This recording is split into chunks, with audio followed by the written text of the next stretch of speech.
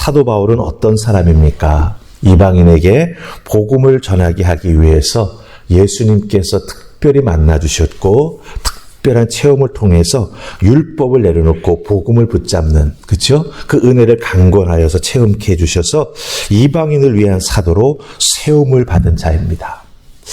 그렇기 때문에 사도 바울은 그 사명에 합당하게 곳곳을 다니면서 복음을 전했습니다.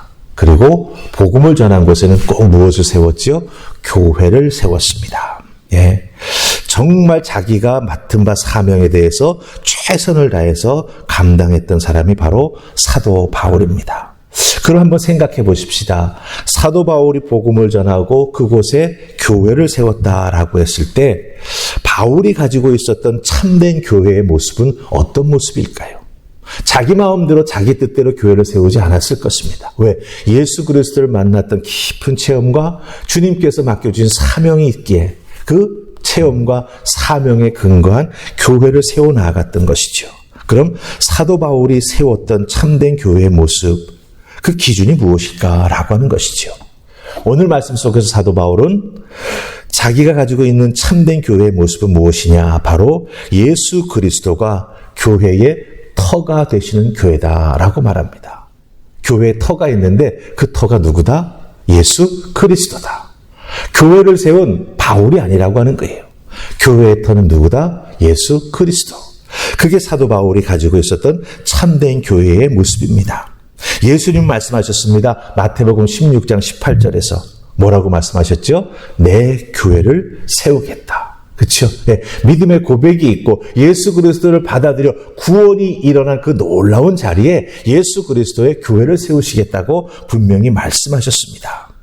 이 말씀을 기억하고 있던 사도 바울은 교회의 참된 터는 예수 그리스도 한 분이셔야 된다라고 하는 것을 오늘 말씀 속에서도 강조하고 있습니다. 그런데 여러분들, 고린도 교회 성도들은 어떻습니까? 이 예수 그리스도가 터 되셔 주셔서 고린도 교회가 세워졌는데 그 교회를 나누어 놓았습니다.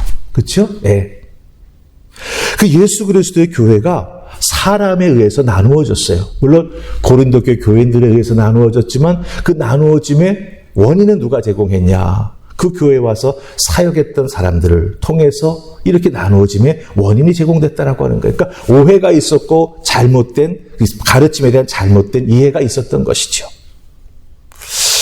왜 이런 일이 일어났을까요? 나누어진 결과가 있었다라고 한다면 그 결과가 만들어진 원인이 있습니다. 그런 그 원인을 제거해 어떻게 되는 거예요? 고린도 교회는 그리스도의 터 위에 세워진 참된 교회, 주님의 교회가 된다라고 하는 것이죠.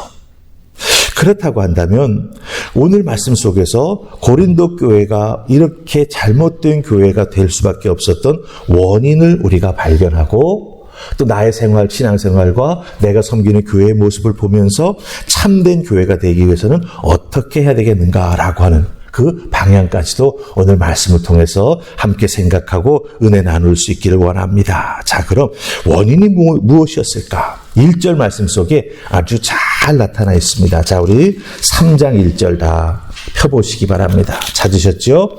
우리 같이 했습니다. 시작. 형제들아, 내가 신령한 자들을 대함과 같이 너희에게 말할 수 없어서 육신에 속한 자 곧 그리스도 안에서 어린아이들을 대함과 같이 하노라. 아멘. 고린도 교회 교인들은요, 언변도 좋았습니다. 그리고 일하는 능력도 뛰어나게 참 좋은 사람들이 많이 있었습니다. 그리고 은사도 풍성히 그 교회의 성도들이 누리고 있었습니다. 네. 그런데 여전히 오늘 말씀 보니까 사도 바울은 고린도 교회 성도들을 어린아이라고 말하고 있습니다. 그렇죠? 어린아이다. 그 말씀처럼 어린아이, 이 어린아이라고 한다면 여러분 생각해 보시기 바랍니다. 젖을 먹는 건 당연하죠. 어린아이니까. 그렇죠? 어린아이에게 밥을 먹이지 않습니다. 어린아이에게 고추를 물려주지 않지 않습니까? 매운 것? 어린아이라고 할 때에는 순수하다라고 하는 모습이 있습니다. 그런데 그 순수하다라고 하는 것이 귀한 모습일 수 있지만 그 어린아이가 자라나가면서 어떻게 됩니까? 성숙해져야 되고 자기가 할 일을 감당해 나아갈 수 있도록 삶에 필요한 것들을 자기의 능력을 키워 나아가야 되죠. 그런데 고린도 교회 교인들은 그렇게 하지 못했다라고 하는 거예요. 예수 믿은 지 횟수가 지나고 몇 년 이렇게 신앙의 연수가 채워져 나아가는데 아직도 어린아이였다라고 하는 겁니다. 신앙생활한 지 10년, 20년이 지났는데도 젖병만 찾는다라고 한다면 그 사람의 신앙은, 그 교회의 신앙적인 모습은 정상적으로 성장하지 못한 모습을 보여주고 있다라고 하는 것이죠. 사도 바울은 예수 그리스도를 믿음으로 말미암아 교회 안에 들어왔지만 하나님의 영을 따라 하나님의 지혜를 구하며 믿음으로 살지 못하는 이 세상의 가치에 따라서 살아가고 있는 이 사람들을 바로 그리스도 안에 있는 어린아이라고 부르고 있다라고 하는 거예요. 그리스도 안에 있지만 성장하지 못했기 때문에 어린아이다라고 부르고 있다라고 하는 것입니다. 그리고 사도 바울은요, 그리스도 안에 있는 이 어린아이 믿음의 사람들이 어린아이인지 아닌지를 판단하는 가장 정확한 증거를 우리에게 말해주고 있습니다. 그게 뭐냐면 교회 안에서 어떤 태도를 가지고 신앙생활하느냐라고 하는 거예요. 사도 바울에게 있어서 이 신앙생활하는 데 있어서 믿음이 성장했느냐 아니냐, 어린아이를 머물고 있느냐, 성숙한 성도가 됐느냐 판단하는 가장 중요한 기준은 무엇이었습니까? 바로 교회가 나누어진 그 모습이었습니다. 나는 바울파다, 나는 아볼로파다, 나는 게바파다, 나는 그리스도파다. 이 누구누구파다, 누구누구파다라고 서로 편을 가르며 그리스도의 몸된 교회를 나누는 모습이 바로 증거라고 하는 거죠. 무슨 증거? 그리스도 안에 있지만 어린아이의 신앙을 가지고 있는 그 증거가 된다라고 하는 것이죠. 여러분들, 이 부분을 우리가 한번 잘 살펴봐야 할 것입니다. 예수 그리스도가 세운 주님의 몸된 교회입니다. 교회는 터는 예수 그리스도가 되시는 것이죠. 그런데 그 터 위에 어린아이와 같은 신앙을 가진 자들이 신앙생활에 나아가면서 교회가 자꾸 주님의 모습을 닮아가는 게 아니라 인간적인 모습들이 여기저기서 드러나면서 교회가 하나로 되지 못하고 나누어지고, 그 나누어지게 되니까 교회가 감당해야 될 사명을 힘있게 감당하지 못하는 안타까운 모습들이 벌어지게 된다라고 하는 것이죠. 그럼 오늘 말씀을 통해서 우리가 그리스도 안에 있는데 어린아이다라고 말하는 사도 바울의 이 말씀의 특징이 무엇일까? 그걸 알면은 우리가 그것에서 벗어날 수 있을 것 같습니다. 그럼 어린아이와 같은 신앙의 특징, 그 중요한 모습이 무엇일까? 첫 번째는요, 복음과 말씀을 아는 것에 있어서 한계가 있습니다. 분명히 사도 바울은 고린도에 가서 복음 전할 때 예수 그리스도의 십자가의 죽으심과 부활과 그것을 믿는 자에게 죄 용서함과 영생에 대해서 분명히 가르치고 설교했을 것입니다. 그런데 그것을 들은 자들이 제대로 알아 이해하지 못했다라고 하는 거예요. 그렇기 때문에 어린아이와 같은 믿음의 특징이 첫 번째는 뭐냐? 복음과 말씀을 아는 것에 있어서 한계가 있다라고 하는 거예요. 그리스도 안에 들어와 있기는 하지만 복음의 기초는 가지고 있지만 예수 믿고 구원받은 자로서 마땅히 알아야 될 말씀과 영적인 진리에 대해서 제대로 알지 못하기 때문에 자기가 헌신하고 봉사해야 되고 말씀에 따라 순종해야 된다라고 하는 것에 대해서 알지 못하니까 자꾸 자기 생각이 앞서가는 거예요. 즉 복음과 말씀을 아는 것에 대한 한계가 있을 때 어린아이 같은 신앙생활을 한다라고 하는 거죠. 두 번째 특징이 무엇일까요? 바로 이 어린아이와 같은 신앙생활을 하는 사람들의 특징은 뭐냐면 삶의 주인, 즉 자기 삶의 주인이 예수 그리스도가 아니라고 하는 거예요. 삶의 주인이 예수님이 되지 못하면서 성령님의 다스림도 받지 못하다 보니까 어떻게 됩니까? 자기의 감정과 인간의 충동적인 본능이 앞장서서 달려나간다라고 하는 거예요. 그러다 보니까 뭐예요? 성령님은 온데간데 없어지고 예수 그리스도의 은혜와 사랑은 자꾸 뒤로 밀리면서 인간의 모습만 앞서 보여지게 된다라고 하는 것이죠. 세 번째는 무엇일까요? 이렇게 복음에 대한 말씀에 대한 한계, 삶의 주인이 자기이다 보니까 다른 믿음의 사람들과의 관계가 제대로 이루어지지 못한다라고 하는 거예요. 사람을 바라볼 때 주님의 마음으로 바라보는 게 아니라 시기 질투의 안목으로 바라보는 거예요. 그리고 저 사람과 나를 비교했을 때 내가 늘 1등이 되어야 하는 거예요. 이렇게 관계 속에서도 제대로 그 관계를 믿음 안에서 세워 나아가지 못하게 되니까 어떻게 되죠? 공동체가 분열되고 다른 믿음의 지체들에게 상처를 줄 수밖에 없다라고 하는 거예요. 진짜 어린아이죠. 마지막 네 번째는요, 시간의 역설이라고 저는 이렇게 표현했습니다. 시간의 역설. 예수 그리스도 믿은 지 오래됐는데 어린아이 같은 신앙을 가지고 있으면 어떻습니까? 영적인 수준이 태어난 어린아이와 같은 상태에 계속 머물고 있다라고 하는 거예요. 여러분들, 이 어린아이와 같다라고 하는 이 표현이 순수하다라고 하는 면에 있어서는 좋을지 모르지만 믿음의 성장을 이루어내야 되고 사명을 감당해 나아가는 믿음의 힘을 기르는 데 있어서는요, 이 어린아이와 같은 신앙이, 사도 바울이 말하는 이 어린아이와 같은 신앙이 결코 도움이 되지 못한다라고 하는 거예요. 신앙생활 오래 했으면 거기에 합당한 영적인 수준을 갖추고 있어야 합니다. 그런데 갓 태어난 아기의 모습만 가지고 있다라고 한다면 어떻게 되겠습니까? 하나님 맡겨준 사명을 감당하지 못하죠. 어린아이의 특징이 무엇입니까? 조금만 힘들어도 못하겠다 그러고, 자기 마음에 안 들면 어떡합니까? 나 안 한다 그러고. 그렇죠? 그렇기 때문에 사도 바울은 이 고린도 교회가 예수 그리스도의 터 위에 온전히 세워졌으면 예수 그리스도의 고난과 그 십자가를 지고 감당해 나아가는 모습을 깊이 깨달아 알고 그것을 닮아가는, 그것을 체득하여 자기 것으로 만드는 그런 성도, 그런 교회가 되었어야 하는데 어린아이 같은 모습을 계속 지키고 있었기 때문에 제가 말씀드렸던 네 가지 특징이 나타남으로 말미암아 결국 어떻게 되었다? 교회가 나누어지게 되었다.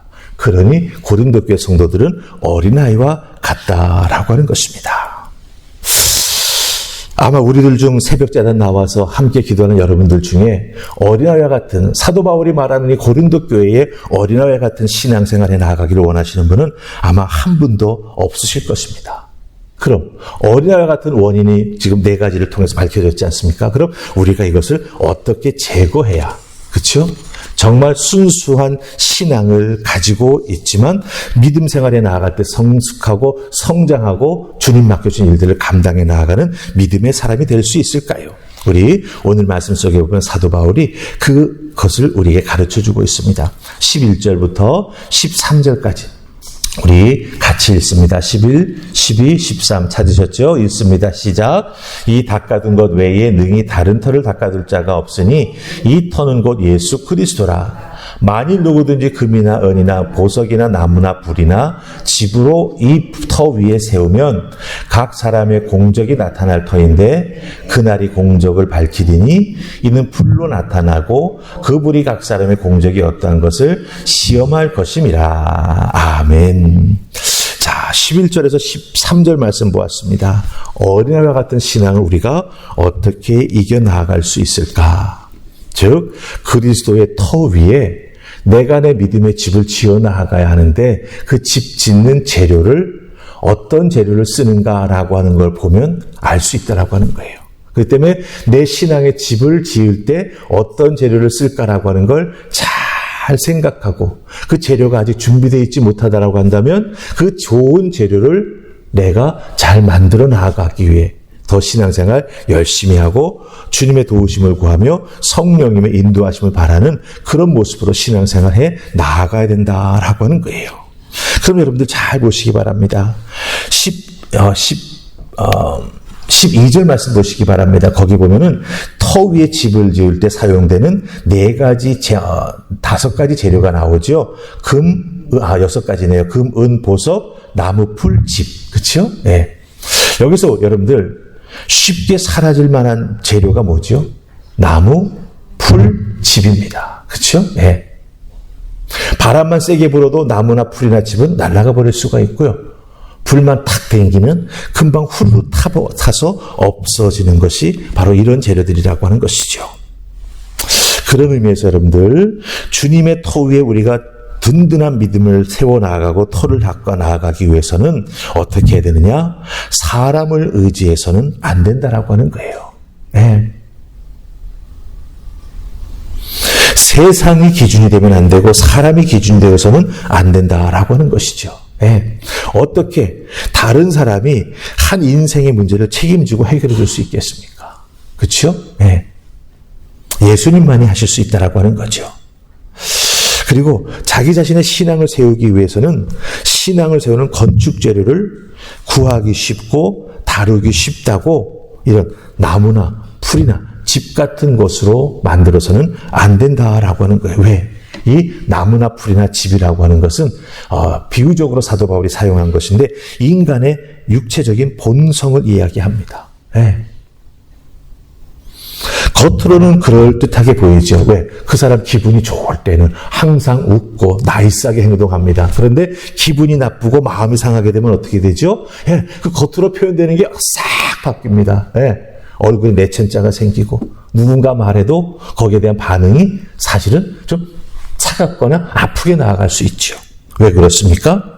구하기 쉽고 다루기 쉽다고 이 육체적인 본성을 가지고 신앙의 집을 짓게 되면 그렇게 된다라고 하는 거예요. 오늘 말씀 속에 보면 이럴 때 불의 시험이 나타나게 되면 어떻게 되죠? 그게 다 타버린다고 말합니다. 예. 그 타버리는 것을 통해서 여러분 13절 보면은 공적이 나타난다고 말합니다. 각 사람의 공적. 이 공적은 무엇이냐면 신앙생활의 열매가 드러난다라고 하는 거예요. 예. 겉으로 쌓아놔서 신앙생활의 열매가 보이지는 않지만 불 같은 시험이 일어나가지고 내가 나를 포장하고 있던 껍데기가 싹 타버리면은 그 속에 있는 알맹이가 드러난다라고 하는 거예요. 예.